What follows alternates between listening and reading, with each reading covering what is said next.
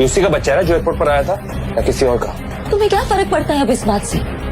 तुम्हें पता भी है कि उस रात मेरे साथ क्या हुआ था? तुम्हें पता भी है कि मुझे किसने फंसाया था? बोलो क्या हुआ था उस रात? नव्या ने मन बना लिया था कि वो सारी सच्चाई ऋषि को बता देगी। बोलो नव्या। उस रात हे बेबी। ये आवाज सुनते ही नव्या ने खुद को सच बताने से रोक लिया। कनिका की चाल नव्या समझ चुकी थी। वो जानती थी कि कनिका ने ऋषि को अपने प्यार में अंधा कर दिया है, इसलिए वो चाहे कितनी बार भी सच बोलने की कोशिश कर ले, ऋषि उस पर कभी भरोसा नहीं करेगा। बिल्कुल सही टाइम पे आई हो कनिका, हमेशा की तरह। नव्या, तुम अपनी बहन से ऐसे कैसे बात कर सकती हो? वो आई है सही वक्त पर। जो तुम चली गई थी वही थी मेरे साथ। जो तुमने तोड़ दिया था उसी ने जोड़ा। तुम्हें उसे थैंक्स कहना चाहिए। करेक्ट, मुझे कनिका को थैंक्स बोलना चाहिए और मैं थैंक्स बोलूंगी। Thank you so much Kanika for everything. और अब मुझे नहीं लगता कि तुम्हें मुझसे कोई सवाल करना चाहिए। आप दोनों की सगाई हो रही है ना, तो आप दोनों खुश रहिए and please for God sake leave me alone. देखा इसका एटीट्यूड। बेबी छोड़ो ना, हम अपने एंगेजमेंट में ध्यान देते हैं ना। वैसे भी इनका ध्यान रखने के लिए पापा काफी है। उन्होंने डेफिनेटली इनके बारे में कुछ सोचा होगा, है ना?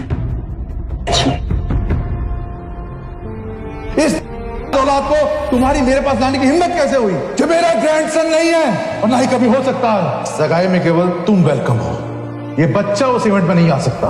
मम्मा, नानू नहीं चाहते हैं ना कि मैं पार्टी में आऊं?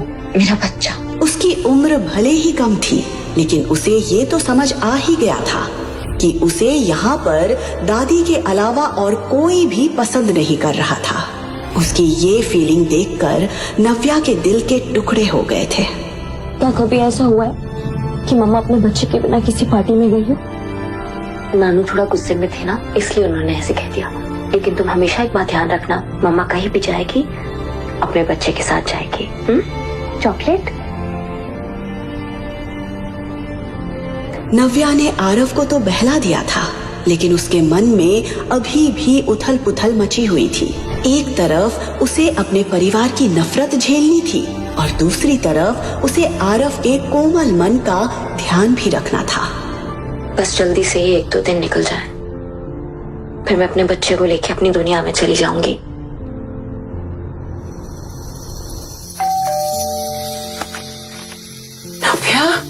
नव्या आरव को लेकर अपने दादी के घर पहुंची। दादी ने नव्या और आरव को ढेर सारा प्यार दिया, जो वो अपने पापा से एक्सपेक्ट कर रही थी। आज एंगेजमेंट पार्टी थी। ऋषि शेखावत और कनिका सिन्हा की सगाई होने वाली थी। इस पार्टी में देश के जाने माने लोग और बड़े बड़े बिजनेसमैन भी शरीक होने वाले थे। उनमें से एक था मिस्टर आलूवालिया। उनकी उम्र 45 साल की थी, इसीलिए बिजनेस में उनके इतने सालों के एक्सपीरियंस से हर कोई प्रभावित था।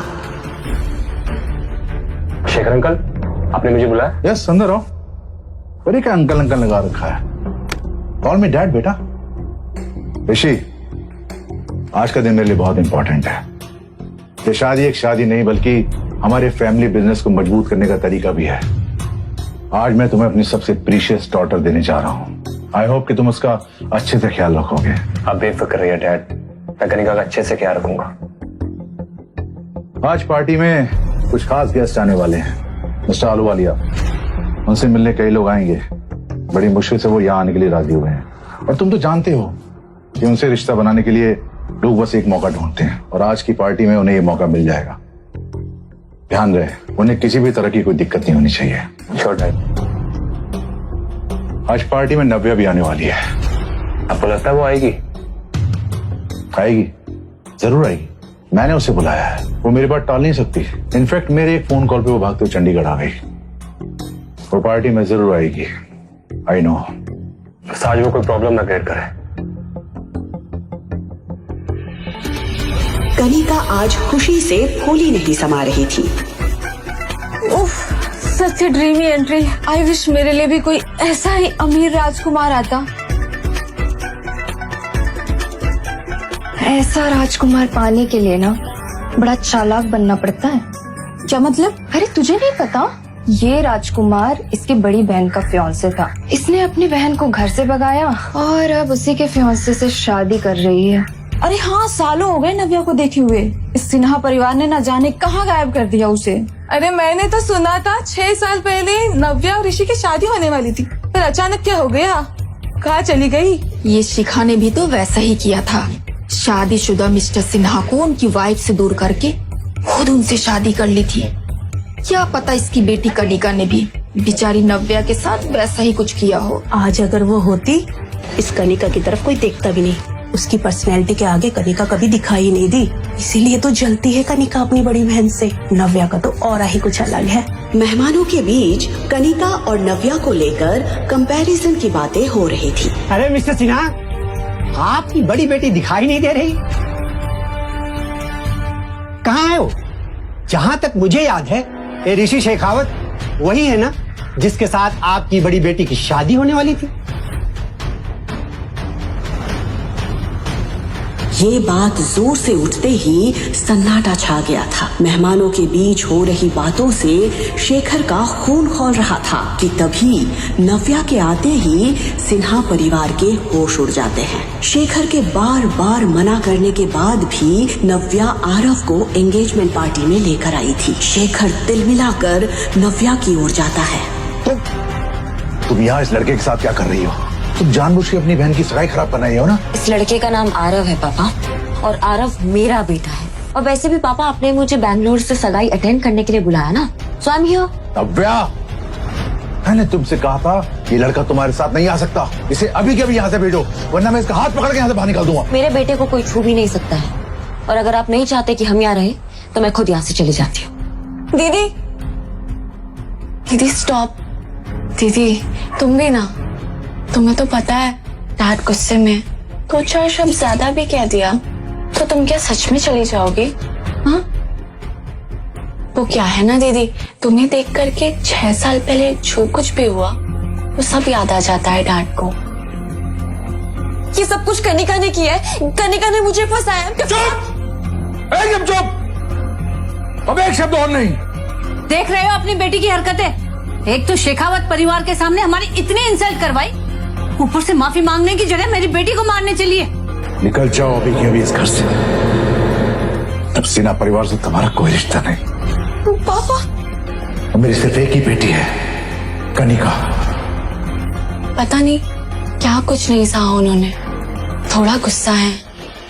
तुम गुस्सा थोप दो ना। आज मेरी एंगेजमेंट है, आई नीड योर ब्लेसिंग्स। उसका चेहरा देखकर नव्या समझ गई थी कि वो क्या साबित करना चाहती थी। डैड आप ही समझाइए ना दीदी को, मेरी बातों का तो जैसे असर ही नहीं होता इन पे। शेखर गुस्से में आरव की तरफ देख रहा था। फिर अचानक उसका ध्यान मिस्टर आलूवालिया पर गया। उसने अपने दिमाग को ठंडा किया। ठीक है, तुम रुक सकती हो, लेकिन एक किनारे चुपचाप खड़ी रहना। मैं नहीं चाहता तुम्हारा बेटा आरव यहाँ वहाँ घूमे और लोग उसे देख के 10 सवाल करें। क्या नव्या मान लेगी शेखर की बात? क्या चल रहा था शेखर के दिमाग में? क्या मिस्टर आलूवालिया के साथ मिलकर कोई और साजिश रचने वाला है शेखर नव्या के खिलाफ? मिस्टर आलूवालिया, ये मेरी बेटी नव्या है। अगर आप हाँ गए तो मैं अभी रिश्ता पक्का कर दूं। मिस्टर आलूवालिया, मुझे नहीं पता पापा ने आपसे क्या बात की है, but let me tell you one thing, मुझे आपसे शादी नहीं करनी है। अगर आपको ऐसा लग रहा है कि मैं एक सिंगल मदर हूँ या आरव मेरी वीकनेस है इसलिए मैं आपसे शादी कर लूंगी, तो आप बिल्कुल गलत सोच रहे हैं। आरव मेरी वीकनेस नहीं है, वो मेरी स्ट्रेंथ है, और उसकी परवरिश करने के लिए मुझे किसी की जरूरत नहीं है। जो ड्रिंक पापा ने मुझे ऑफर की थी उसमें नशे की गोली थी, जिसकी वजह से मैं बेहोश हो गई।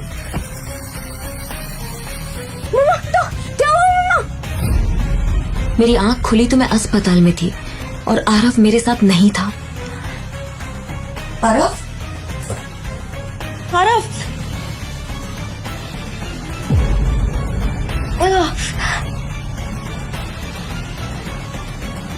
आरव, आरव, एक्सक्यूज मी, आपने मेरे बच्चे को देखा है क्या? छोड़ा।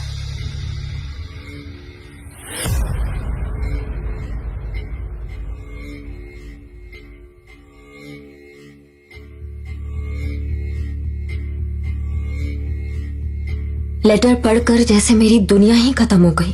वो लेटर मेरे पापा ने छोड़ा था और उसमें लिखा था, तुम्हारा बेटा हमारे कब्जे में है, अगर उसकी सलामती चाहती हो तो शादी के पेपर्स पर साइन करके हमारे घर आ जाओ।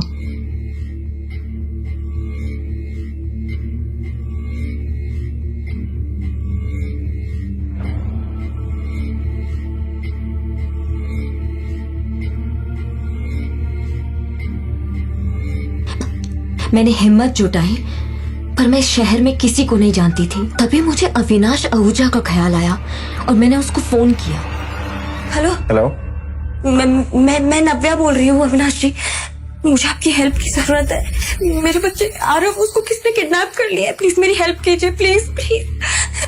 नव्या, नव्या तुम बिल्कुल चिंता मत करो, और वो कुछ नहीं होगा। मैं अभी फ्लाइट लेकर रात तक वहां पहुंचता हूँ। Hello hello. मेरी आखिरी उम्मीद अविनाश भी इस वक्त इस शहर में नहीं था, पर मुझे किसी भी हाल में मेरे बेटे आरव को बचाना था।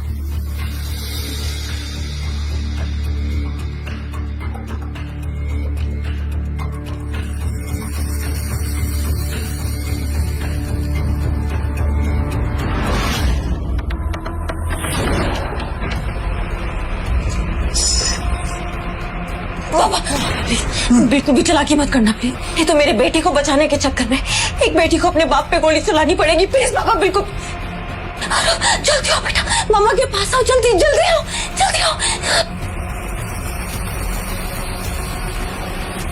और कितना तड़पाओगी नव्या? मेरी दोनों ओर खतरा मंडरा रहा था, पर आरव के लिए सब कुछ जायज था। इसलिए मुझे मजबूरन आलूवालिया से शादी करने के लिए मैरिज पेपर्स पर साइन करना पड़ा। वक्त भी कितना जल्दी बदलता है ना नव्या। 6 साल पहले तुम ऋषि के साथ थी और अब देखो तुम आलूवालिया के साथ। वैसे आलूवालिया की दूसरी बीवी कहाँ गई, किसी को कुछ नहीं पता। तुम जरा बच के रहना ना नव्या। तुम भी जरा बच के रहना करने का, क्योंकि ऋषि तुमसे शादी कर रहा है मेरी प्रॉपर्टी के लिए। कहीं उसको प्रॉपर्टी मिलने के बाद वो तुमको ना छोड़ दे। मेरी बात ध्यान से सुन लो, आलू वाले से शादी करने में ही हम सबकी भलाई है। चलो। नहीं पापा, चलो चलो। आगे की कहानी जानने के लिए नीचे दिए गए लिंक से डाउनलोड करें पॉकेट FM ऐप।